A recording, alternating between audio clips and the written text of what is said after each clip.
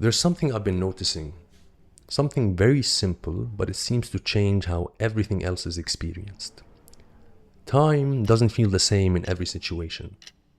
Sometimes it feels open, sometimes it feels tight. Sometimes it feels almost invisible, and sometimes it feels like pressure. For example, there are moments where nothing special is happening externally. You could just be sitting somewhere, looking at a wall or waiting for something to unfold, and yet it doesn't feel empty. It feels like time is passing in a very specific way. Heavy, slow, almost charged. And then there are other moments where a lot is happening externally, but internally there's no sense of pressure at all. Everything feels spacious, light, almost timeless. And I started wondering about this difference because it doesn't seem to come from time itself, it seems to come from how we are relating to it. As if time is not only something we move through, but something we are in relationship with. And that relationship changes everything. Because when time feels open, life feels open. But when time feels tight, something in us tightens with it. So we rush and we compress things and we try to get out of the moment faster than it unfolds. And I don't know if we always notice this, but hurry doesn't only happen in actions. It happens internally, even before anything is done. And I've been wondering, where does that come from? Because part of it seems to appear as we grow older. There's a shift that happens in adulthood. We become responsible, and with that, something changes in how life is experienced. It starts to feel like actions now carry consequences, not just in a practical sense, but in a personal sense. As if what happens outside begins to reflect something about who we are, and from there, something subtle begins to form. A kind of inner pressure around outcomes. So if something works, there's a sense of ownership. If something doesn't, there's a sense of responsibility in the opposite direction. And slowly, life stops feeling like movement and it starts feeling like evaluation. And I don't think this is always obvious while it's happening, but it affects something deep in the background. Because now, time is no longer just unfolding, it's constantly being interpreted.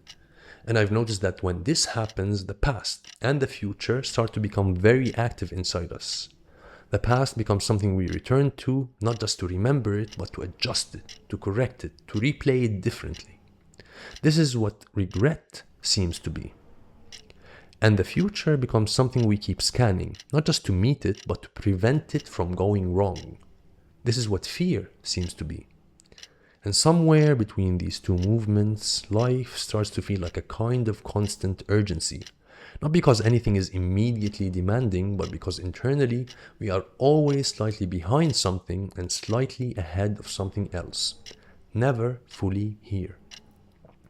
And I've been wondering if part of this comes from something deeper, from how responsibility is understood, because there seems to be a very common assumption that responsibility means responsibility for outcomes, for results, for how things turn out.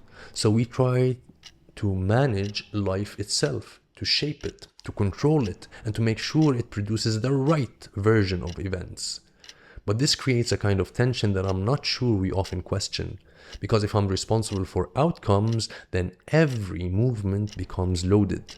Every success becomes something I caused, and every failure becomes something I should have prevented. And life starts to feel like a constant judgment, not from outside, but from within. And when that becomes too heavy, something interesting tends to happen. Some people step away from responsibility altogether, and others hold onto it so tightly that it becomes exhausting. In one case, life is avoided, in the other, life becomes pressure. And in both cases, something very simple seems to get lost. The ability to meet what is actually in front of us. I recently started noticing this through something very ordinary. The experience of caring for a child. Before the child exists, responsibility can feel meaningful, even natural. But once the child is there, responsibility becomes immediate, continuous, unavoidable. And depending on how it's held, something subtle can shift. So instead of being present with what the child needs right now, the mind can move towards something else. How do I make sure I'm not failing? How do I avoid regret? How do I not get this wrong? And when this happens, care is still there, but it starts to get shaped by fear, not by what is actually needed in the moment, but by what is feared in the future or regretted from the past. And I've been wondering if something similar happens in life more generally, when responsibility is carried through fear. We don't respond to what is present, we react to what we are trying to avoid. And the question that keeps coming up from me is, what if responsibility is not one thing? What if there are actually different rhythms inside it? For example, there's a kind of responsibility that feels like doing what needs to be done, even when it's not what I feel like doing. And there's another kind that feels like doing what I naturally want to do, what I'm drawn to do, what feels alive. And I don't know, but I've been wondering what happens when these two are experienced as enemies, because then responsibility becomes heavy, something I have to carry, and freedom becomes something suspicious, almost like rebellion, something that carries guilt with it. But when I look closer, it feels like both might be part of the same movement, like two sides of a swing. Not opposites that cancel each other, but opposites that belong to the same rhythm.